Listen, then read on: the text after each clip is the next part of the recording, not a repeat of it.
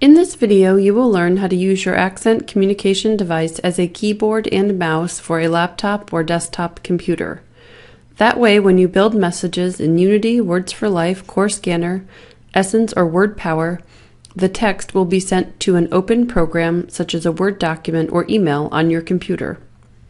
There are two ways to do this, either via a USB mini USB cable or via Bluetooth. This video covers using the USB cable that comes free with every device. If you are interested in using Bluetooth, please follow the link in the comments section below for information about our Bluetooth adapter. To use your device as a keyboard or mouse for a computer, you will need three things: your Accent communication device, a PC or Mac computer, and the free mini USB cord that shipped with your device. This cord has a standard USB on one end and a mini USB on the other. If you don't have the exact cord that shipped with your device, another cord with these two ends will work. Let's first connect the device to the computer. Then we will set the device so it can send keyboard and mouse commands.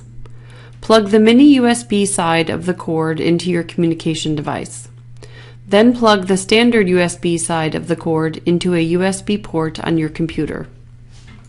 Now let's set the device so it can send keyboard and mouse commands to a computer. On your Accent, enter the toolbox. Then select the output menu. It is a yellow key in the third row. Look to the left and set the output destination to external. Set the output method to USB, and then set the host computer to either IBM, which is a PC computer, or Mac, which would be an Apple computer. In this example, I connected my Accent device to a PC computer, so I will set it to IBM. The final thing to do is turn the output on.